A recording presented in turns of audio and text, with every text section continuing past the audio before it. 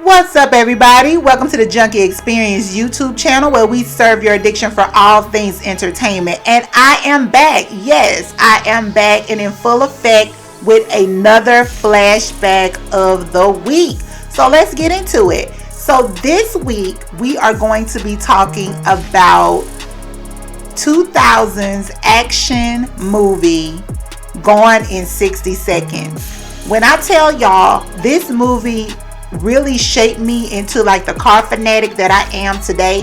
When I was a kid, I used to like call around to like different car companies or car manufacturers. I was that kid that would like order the literature, get it sent to the house, flip through the literature, looking at all the different cars and things like that. And child, didn't have a license in sight, but I was just so into cars. Like I wanted to see like the colors, the how it was, the build of it, the interior, all of it just excited me, until this day. And right now I'm probably on like my 5th car for my lifetime, and I am on my 2nd sports car. So I'm a car enthusiast. This movie was like, it held my attention like every step of the way. So let's go ahead, no further ado, let's get into it. Gone in 60 Seconds. Alright, so Gone in 60 Seconds stars Nicolas Cage as Memphis Reigns, and it stars Angelina Jolie as Sway. Also, you have some appearances from Robert Duvall in there, Giovanni Ribisi, Chi McBride. You have a lot of people in there, and also a cameo from Master P, which we'll be talking about a little bit later. But we're gonna just get into the facts about the movie, like some facts that you may not know, that some of them I didn't know. I was just looking at the movie, but some of these facts that I didn't know until I started doing my research. I actually got a fresh watch of this movie last night. Before I wanted to make sure that it was freshly embedded in my mind before I started doing this review. So again, let's get into Gone in 60 Seconds. All right, so the first fact that we're going to talk about is that Nicolas Cage, who like I said played Memphis Reigns, he went to 3 different stunt driving schools in order to do his own stunts for this movie. So Nicolas Cage did his own stunts. So when you saw like the driving and things like that, he was doing his own stunts for the majority of this movie. And we know, and if you've seen this movie, there was some crazy driving scenes, especially the last scene when he was, in the sports car and in Illinois, So yeah, like he did his own stunts. And when he was in that scene driving Eleanor, which we all love, the freaking 1967 Ford Mustang GT500, beautiful car, beautiful. I'm gonna let y'all in on a little inside joke. So at that point, I think I had bought like my first car. Honey, it wasn't nothing like Eleanor, and had nothing like, wasn't even a Ford product or anything. But my boyfriend at the time named my car Eleanor because he knew like how much I loved that movie. So he called my car Eleanor, and he called that thing Eleanor like forever, like the whole time I had it. But yeah, so back to the movie. But when that scene was being filmed, Nicolas Cage actually drove a black Mustang Fastback. So I had to look up like a black Mustang Fastback. That thing is, it's a little sexy too now. It ain't no Eleanor, but it's definitely a little sexy too. So the next fact that we're going to get into, Angelina Jolie, who played Sway. This part was written specifically for her. Like it was written for her. Like it was written with no other actress in mind. They wanted Angelina Jolie to play this movie, and she did it. And one of the reasons that she did it is because she's a real life car enthusiast herself. So she actually drove a rare 1999 MV Agusta Series ORO motorcycle in the movie. So that motorcycle was like a rare motorcycle. So if you go back and you watch the movie, you'll see that motorcycle that she was on in that movie, there were only 300 of those bikes made worldwide. So, and she got a chance to drive one. I'm like, yes, lucky girl, lucky girl. Next up, next fact, producer Jerry Bruckheimer. You know, Bruckheimer's done everything from like the Lethal Weapons. He did this movie. So he's like a well-known, high-powered, you know, producer in Hollywood. So producer Jerry Bruckheimer was gifted the only real Shelby, the 1967 Shelby Ford Mustang GT500 at the end of this movie. At the end of the filming, he was actually gifted that car. And I'm telling you, that Shelby Mustang, everybody wanted one. Everybody wanted one. You see me naming my car freaking Eleanor. Like, I had a Pontiac Bonneville. Like, nothing near. I mean, she was sexy though at the time. She was an old one. She was sexy. But she was not Eleanor sexy, honey. Eleanor was the Beyonce of the group. But we just gonna put it out there. Alright, so the next fact is that Delroy Lindo, who played the detective in the movie, who was after Nicolas Cage's character Memphis Reigns, like he was, you know, hot on their tails and stuff. So he accidentally totaled the BMW that he was driving in the last chase scene when he was chasing Memphis Reigns through LA. When he was chasing him in the BMW and Memphis was in Eleanor, the Mustang, Delroy Lindo, he actually totaled that BMW. He crashed it, and it was by mistake. It was not supposed to be crashed, but he totaled that joint.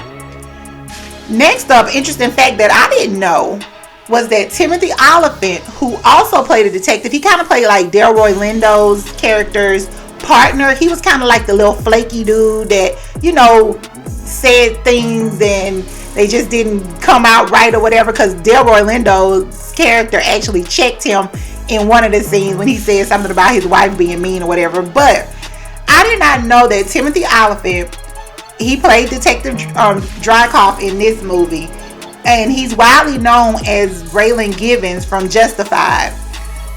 He was the studio's first choice to play Dominique Toretto in The Fast and the Furious, which came out a year later in 2001.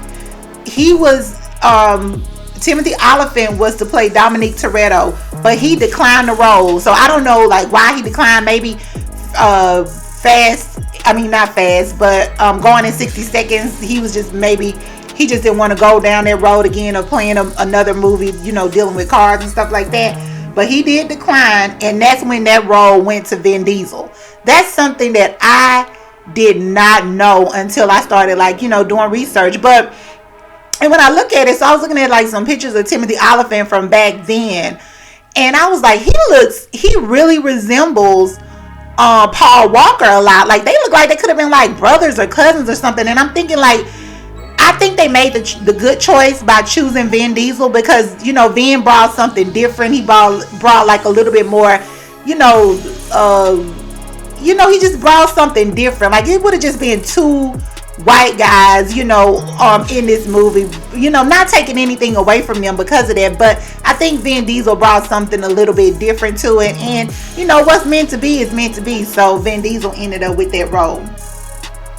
So next fact is that, honey, we got some copycats out here. So we know Gone in 60 Seconds was about, you know, a group of, you know, friends or partners, whatever you want to call them, that got together to steal 50 cars for like one of these goons, because the goon had planned on, if he didn't get those 50 cars, he was going to kill Memphis Reigns' little brother, who owed him, you know, who he felt he owed him something. So that's what this was about. So now you got these real life copycats out here trying to imitate what they see on a movie. So in 2012, a group who called themselves the Gone in 60 Seconds Gang was arrested for stealing 39 cars in the UK. So they stole everything from like the Audis, the BMWs, Ferraris, things like that.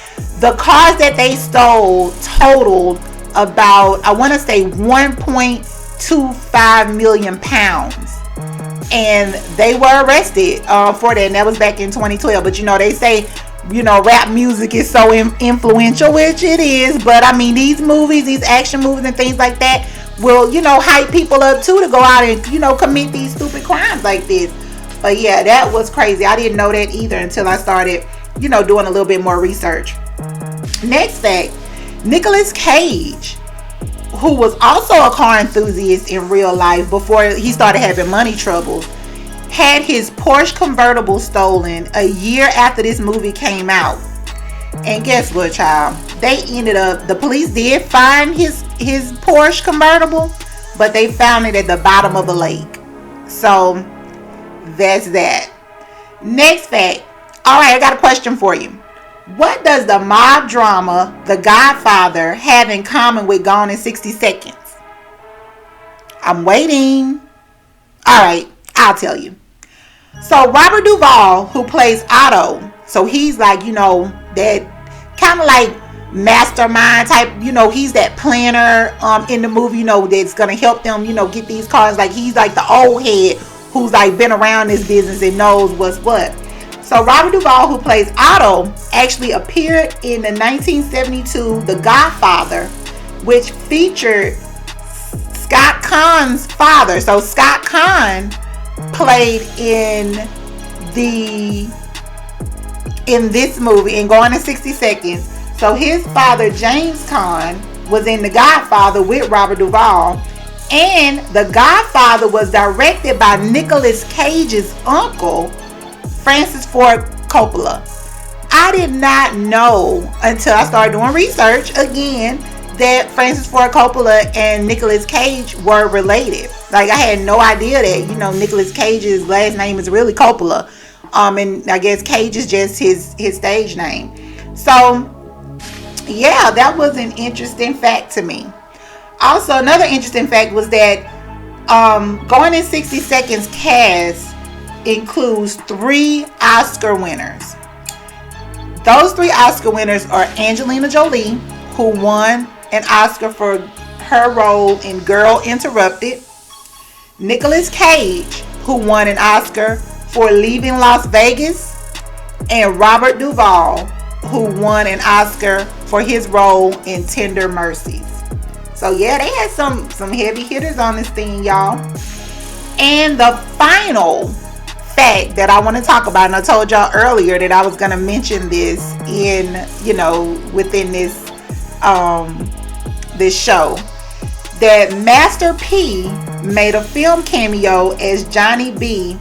He was a car thief who accused of Memphis of running in on his turf or whatever. So in that same year, in 2000, Master P and the 504 Boys released their hit single Wobble Wobble, which peaked at #1 on the Billboard's top R&B hip hop charts. And I'm just gonna tell y'all, I really enjoyed Master P's role as Johnny B in here. I wish he would have been in here longer.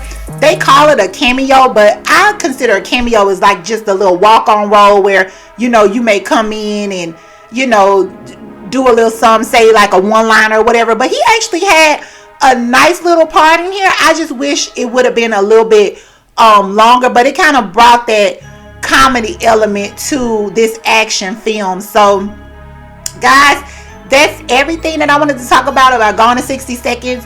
You know that this movie, dominated. It dominated. It set the tone for the Fast movies. It did. It definitely did. So, Gone in 60 Seconds, amazing movie. I hadn't watched it in a while. Watched it last night, like I said, before I recorded this, or before I was to record this or getting this ready for you guys. Watched it. I wanted to see if it still held up. The movie still looks good. The scenes still gets me hyped. Like when I'm looking at the car chases and the cars, even though so many things have changed. This movie is 22 years old now. Gonna be 22 years old this year, and so many things have changed with the cars, but still the movie holds up to me. It definitely has a special place in my heart. So thank you guys for watching. Be sure to like, comment, and subscribe. Tell me your thoughts about Gone in 60 Seconds. Did you like it? Did you think it was cheesy? Like, how did you feel about this movie when you first saw it? And again, thank you guys. Make sure you follow us on all social media platforms at JunkieXperience. Also, go to JunkieXperience.com for all the latest in celebrity news and entertainment. And again, thank you guys for watching. Bye, Junkies!